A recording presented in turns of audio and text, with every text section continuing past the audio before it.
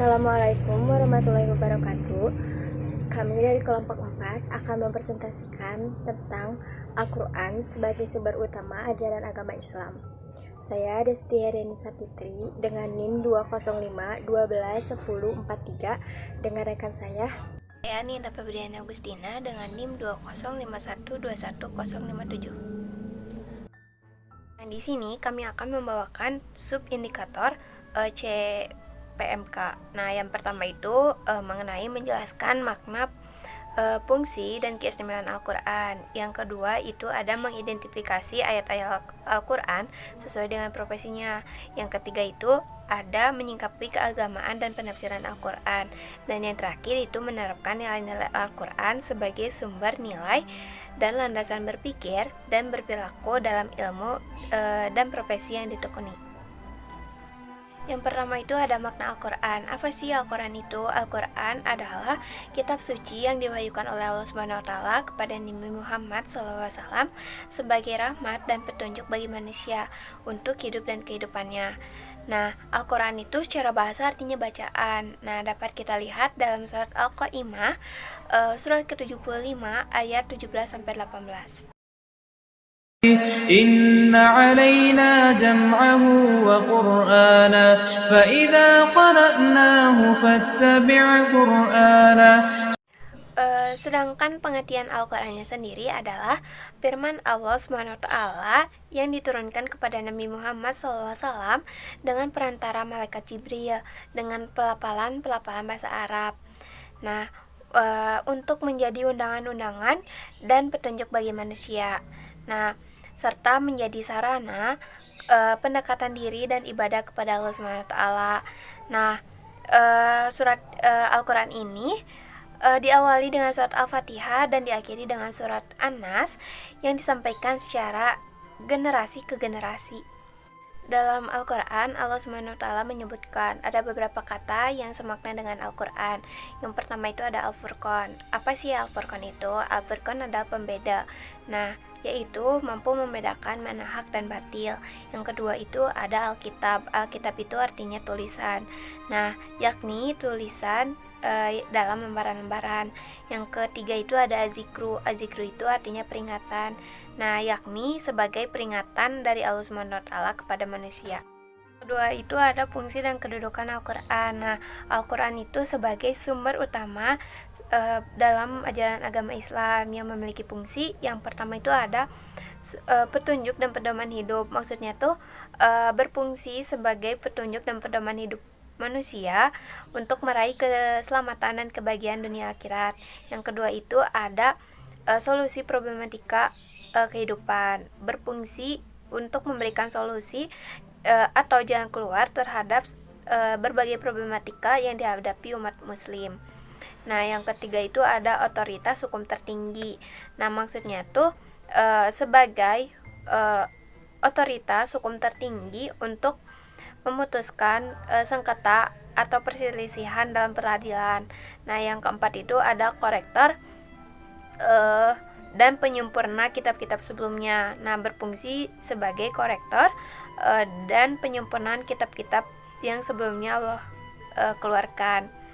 Nah, yang terakhir itu ada mukjizat. Nah, sebagai mukjizat atau kebenaran risalah yang disampaikan Nabi Muhammad SAW, tidak seorang pun mampu gitu.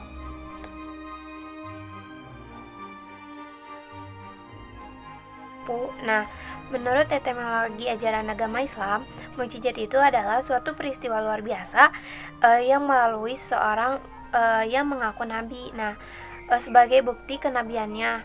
Nah, yang ditantangkan kepada suatu kaum yang ragu akan suatu melakukan untuk mendatangkan hal serupa.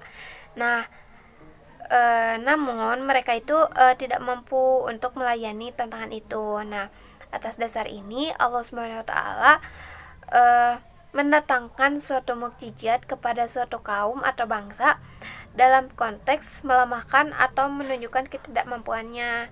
Nah, kaum tersebut untuk melakukan hal yang ditantangkan kepada mereka. Yang ketiga itu ada keistimewaan Al-Quran. Nah, secara bahasa, keistimewaan Al-Quran itu memiliki keistimewaan dan keindahan yang tiada tara. Nah, yang ditinjau dari segi nada maupun lagamnya.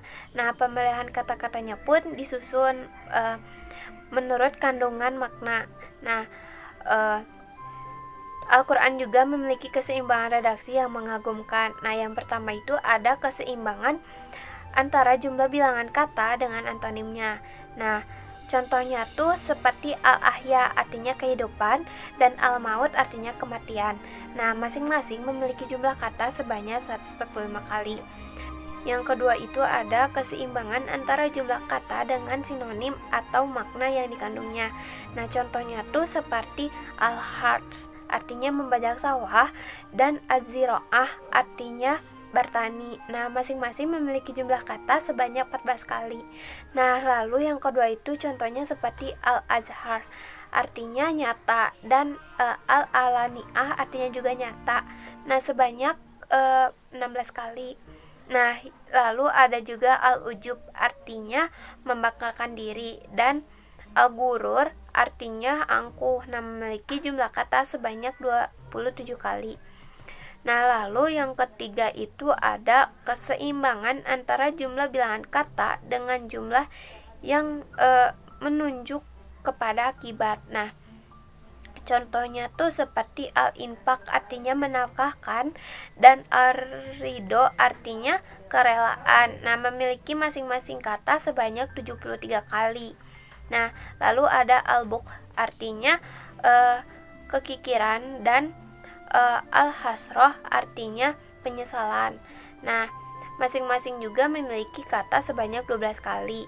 Nah, lalu ada juga al-kafirun artinya orang-orang kafir dan an-nar artinya neraka atau pembakaran.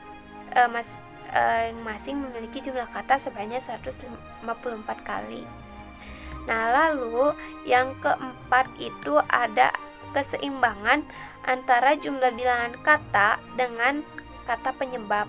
Nah, misalnya tuh seperti al-mu'ijah artinya itu nasihat atau petuah. Nah, dan al-insan artinya lidah. Nah, masing-masing memiliki jumlah kata sebanyak 25 kali.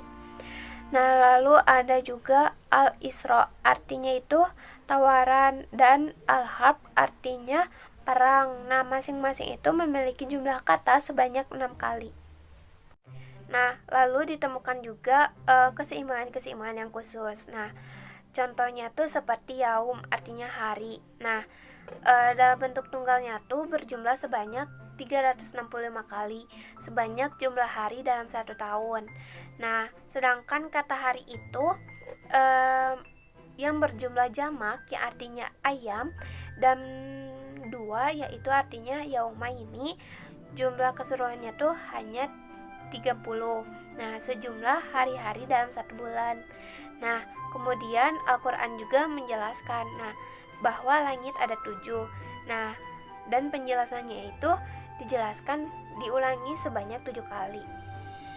Sederet isyarat-isyarat ilmiah Al-Quran. Yang pertama ada cahaya matahari yang bersumber dari dirinya dan cahaya bulan merupakan pantulan. Terdapat pada Quran surat ke-10 yaitu Yunus pada ayat ke-5 dan Quran surat ke-71 yaitu An-Nuh pada ayat ke-16. هو الذي جعل الشمس ضياء والقمر نورا وقدره منازل لتعلموا عدد السنين والحساب ما خلق الله ذلك إلا بالحق يفصل الآيات لقوم يعلمون وجعل القمر فيهن نورا وجعل الشمس سراجا. Pertama, makna Quran surat Yunus ayat ke-5 yaitu bukti kebesaran dan kekuasaannya, dialah yang menjadikan matahari bersinar sangat terang, yang menghasilkan kehangatan untuk alam raya dengan energi dari dirinya sendiri, dan bulan bercahaya karena pantulan energi dari matahari. Dan dialah yang menetapkan tempat-tempat orbitnya. Melalui penciptaan tersebut, dia menjelaskan di antara tanda-tanda kebesarannya kepada orang-orang yang mengetahui, yakni yang mau mengambil pelajaran dari tanda-tanda kekuasaan Allah di alam raya ini. Lalu ada makna Quran Surat An-Nuh ayat ke-16, yaitu dan Allah menciptakan bulan di langit bumi, darinya memantul cahaya untuk penduduk bumi dan menjadikan matahari sebagai sumber cahaya. Lalu yang فمن يرد الله أن يهديه يشرح صدره للإسلام ومن يرد أن يضله يجعل صدره ضيقا حرجا كأنما يصعد في السماء كذلك يجعل الله الرجس على الذين لا يؤمنون. ada kurangnya oksigen pada ketinggian dapat menyesakkan napas terdapat pada Quran surat ke-6 yaitu Al-An'am pada ayat ke-125. Makna dari surat ini yaitu barang siapa yang dikehendaki oleh Allah Subhanahu wa taala untuk dibimbing ke jalan yang benar, maka dilapangkan dadanya untuk menerima agama Islam dengan sukarela. Dan barang siapa yang dikehendaki oleh Allah untuk diabaikan dan tidak dibimbing ke jalan yang benar, maka disempitkan dadanya sehingga tidak bisa menerima kebenaran. Keadaan seperti ini, orang yang naik ke langit dan tinggi hingga susah bernapas. Dan sebagaimana Allah memberikan kondisi yang sangat sempit itu kepada orang yang tersesat, Dia juga memberikan azab yang berat kepada orang-orang yang tidak beriman kepadanya. Lalu بلى قادرين على أن نسوي بنات. yang ketiga yaitu perbedaan sidik jari manusia pada Quran surat ke-76 atau Al-Qiyamah pada ayat ke-4, yaitu jemarinya dan menjadikan seperti kaki unta, namun kami memberinya kenikmatan berupa jemari-jemari yang lentur dan terdiri dari ruas-ruas dan kuku serta urat yang lentur dan tulang yang kecil. Pendapat ini mengatakan bahwa ini adalah peringatan dari Allah Subhanahu wa taala bahwa sidik jari jemari setiap orang berbeda dengan sidik jari jemari orang lain seadanya Allah menghendaki. Niscaya Dia mampu menjadikannya sama. Yang keempat, ولما فصلت العير قال أبوهم إني لأجد ريح يوسف لولا أن تفندون.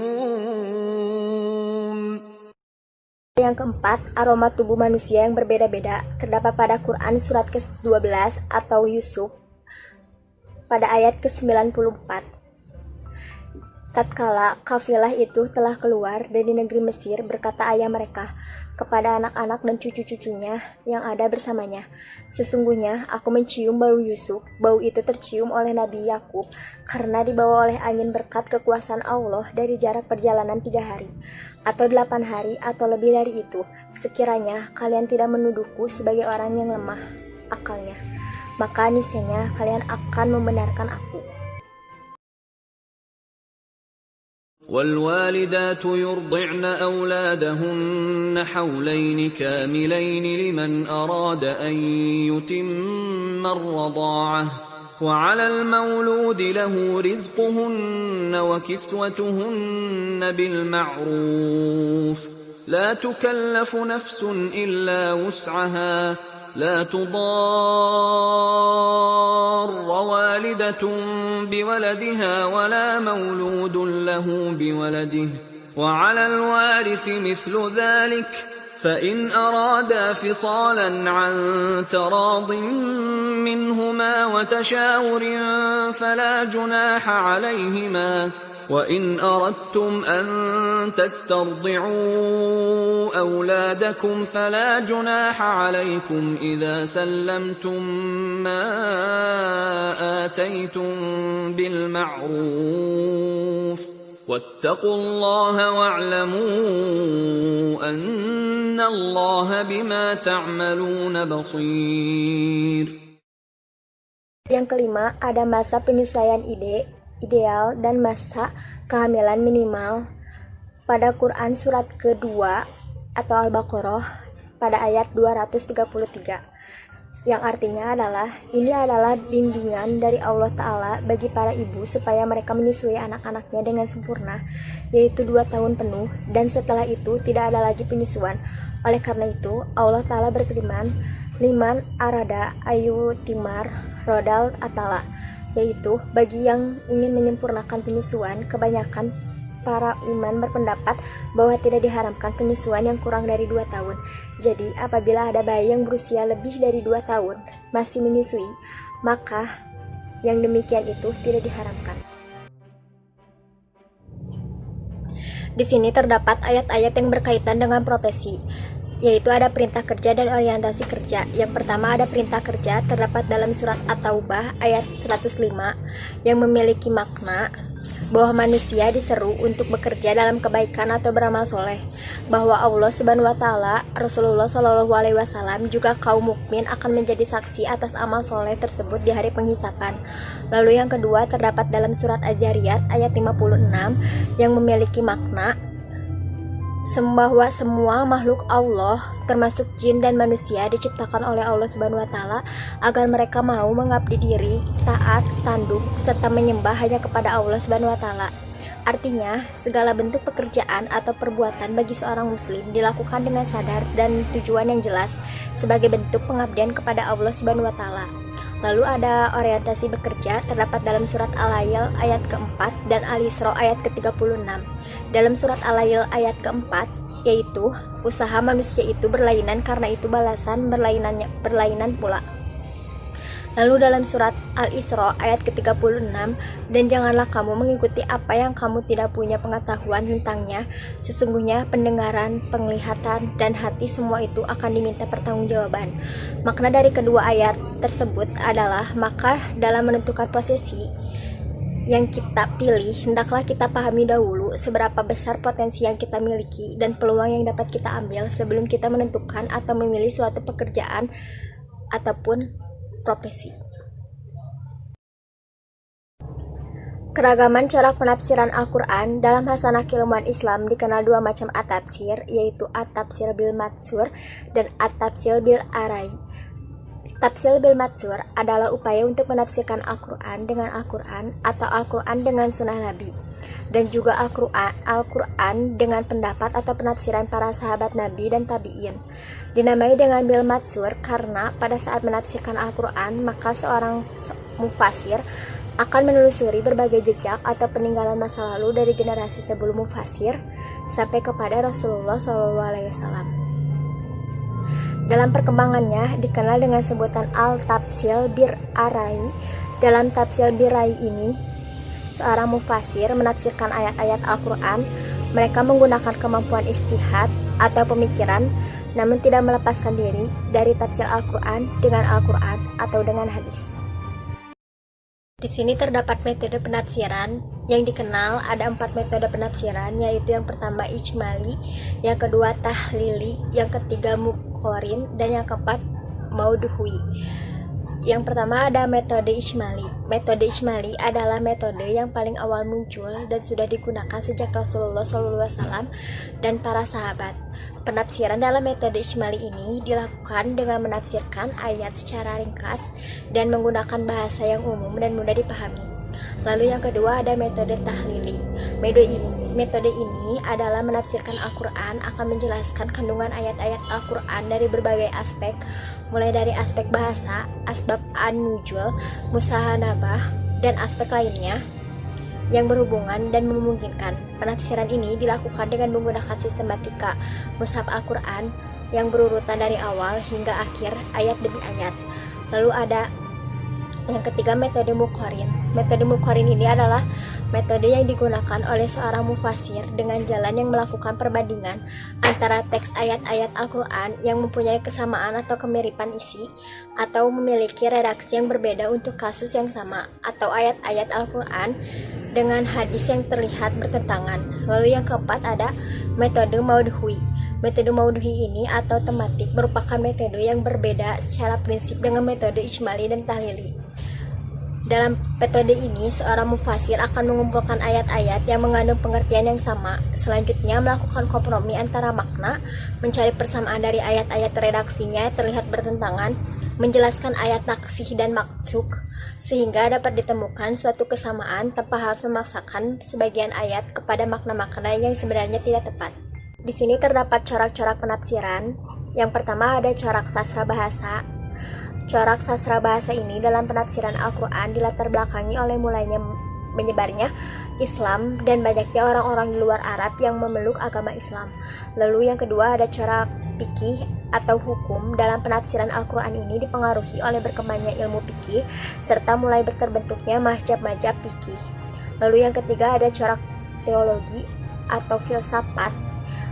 Corak ini adalah program penerjemahan kitab filsafat klasik yang mempengaruhi sebagian pihak dan masuknya penganut agama-agama lain ke dalam Islam. Lalu ada corak tasawuf. Corak tasawuf ini adalah kecenderungan umat Islam saat itu yang begitu terlena dengan materi. Lalu ada corak penafsiran ilmiah. Corak penafsiran ilmiah ini adalah kemajuan ilmu pengetahuan dan usaha mufasir sendiri untuk memahami Al-Quran seiring dengan maju dan berkembangnya ilmu pengetahuan. Lalu ada corak sastra budaya kemasyarakatan. Corak sastra budaya kemasyarakatan ini adalah corak tafsir yang berkaitan langsung dengan masalah-masalah sosial berdasarkan petunjuk ayat-ayat dalam Al-Quran. Penyampaian penafsiran, penggunaan bahasa yang mudah dimengerti tetapi indah untuk didengar. Terima kasih ya udah like video aku. I love you.